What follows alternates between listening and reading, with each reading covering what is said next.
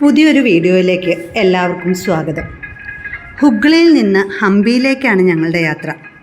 പോകുന്ന വഴിയാണ് തുംഗഭദ്ര ഡാം. അവിടേക്ക് എത്തുന്നതിന് മുൻപ് തുംഗഭദ്ര ഡാമിൻ്റെ കുറച്ച് വിശേഷങ്ങൾ പറയാം.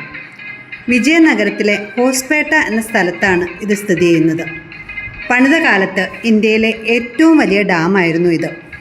കർണാടകത്തിലെ ഏറ്റവും വലിയ ഡാമായ തുംഗഭദ്രയിൽ കർണാടകത്തിനും ആന്ധ്രയ്ക്കും തുല്യ അവകാശമാണ്. നമ്മൾ തുംഗഭദ്ര ഡാമിൻ്റെ സമീപത്ത് എത്തിക്കഴിഞ്ഞു. പാർക്ക് ചെയ്തിട്ട് മുകളിലേക്ക് കയറണം.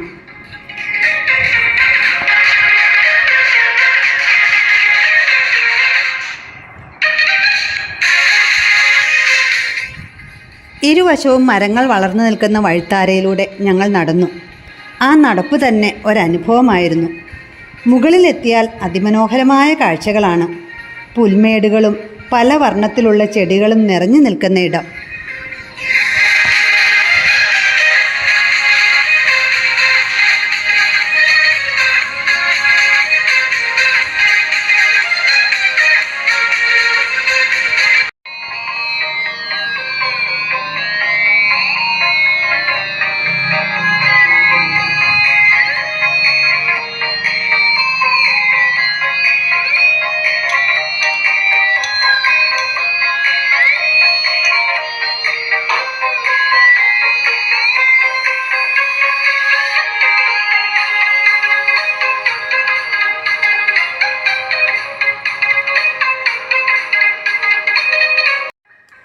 ഗവൺമെൻറ് ഓഫ് ഇന്ത്യയുടെ ഒരു ഗസ്റ്റ് ഹൗസ് ഉണ്ട് അവിടെ, വൈകുണ്ഠം റെസ്റ്റ് ഹൗസ്. നല്ല വൃത്തിയുള്ള പരിസരം. എല്ലാം കണ്ട് സാവധാനമാണ് ഞങ്ങൾ വ്യൂ പോയിന്റിലെത്തിയത്. തുംഗഭദ്ര ഡാം ഒരു അത്ഭുത കാഴ്ച തന്നെയാണ് കേട്ടോ. കടലുപോലെ വിശാലമായി കിടക്കുന്ന അതിൻ്റെ മറുകര എത്ര ശ്രമിച്ചാലും കാണാൻ പറ്റില്ല. ഡാം മാത്രമല്ല, അതിൻ്റെ ഇരുവശവുമുള്ള കാഴ്ചകളും അതിമനോഹരമാണ്.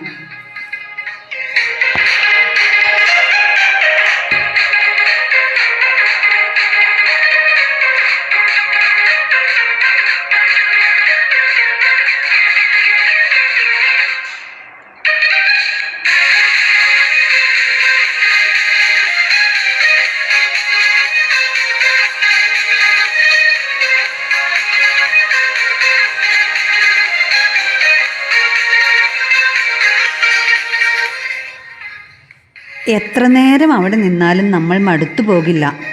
എത്ര ഫോട്ടോ എടുത്താലും കൊതി മാറില്ല. 1949 തുടങ്ങിയ ഡാമിൻ്റെ പണി 1953 പൂർത്തിയായി. സിമൻ്റ് ഉപയോഗിക്കാതെ ചെളിയും ചുണ്ണാമ്പ് കല്ലും ചേർന്ന് സുർക്കി മിശ്രിതം കൊണ്ട് പണിത 2 അണക്കെട്ടുകളിൽ ഒന്നാണിത്. മറ്റേത് നമ്മുടെ മുല്ലപ്പെരിയാർ, പമ്പാസാഗർ എന്നും ഇതറിയപ്പെടുന്നു.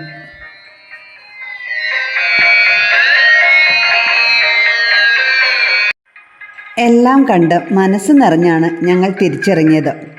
അടുത്ത കാഴ്ച എല്ലാവരും കാത്തുകാത്തിരിക്കുന്ന ഹംപിയാണ്. സത്യത്തിൽ ഞങ്ങൾ ഈ യാത്ര തിരഞ്ഞെടുത്തത് തന്നെ ഹംപി കാണാനാണ്. തുംഗഭദ്രയിൽ നിന്നും ഏകദേശം 35 കിലോമീറ്റർ ഉണ്ട് ഹംപിയിലേക്ക്. ഗിരിജയുടെ പാട്ടും ബസ്സിലെ കളിയും ചിരിയുമൊക്കെയായി ഹംപിയിലെത്തിയത് അറിഞ്ഞില്ല. കർണാടകയിലെ വിജയനഗര ജില്ലയിലെ ഒരു നഗരമാണ് ഹംപി. യുനെസ്കോയുടെ ലോക പൈതൃക സ്ഥലമായ ഇത് 14-ാം നൂറ്റാണ്ടിൽ ഹിന്ദു വിജയനഗര സാമ്രാജ്യത്തിൻ്റെ തലസ്ഥാനമായ വിജയനഗരത്തിൻ്റെ ഭാഗമായിരുന്നു. രാമായണത്തിലും ഹിന്ദു മതത്തിലെ പുരാണങ്ങളിലും പമ്പാദേവി തീർത്ഥക്ഷേത്രം എന്ന് ഇതിനെ പരാമർശിക്കുന്നു. ഹംപിയിൽ സ്മാരകങ്ങളുടെ ഒരു കൂട്ടം തന്നെയാണ്. ഹംപിയിൽ ഇറങ്ങിയപ്പോൾ തന്നെ ഒരു പുരാതന നഗരത്തിൽ ഇറങ്ങിയ പ്രതീതിയായിരുന്നു. കുറച്ച് നടന്നു വേണം അതിൻ്റെ ഹൃദയഭാഗത്തേക്ക് പോകാൻ. പോകുന്ന വഴി കാണുന്ന കെട്ടിടങ്ങളെല്ലാം കൗതുകത്തോടു കൂടിയാണ് ഞങ്ങൾ നോക്കിക്കണ്ടത്. ബാറ്ററിയിൽ പ്രവർത്തിക്കുന്ന വണ്ടികളിലാണ് ഞങ്ങൾ കാഴ്ചകളിലേക്ക് പോയത്.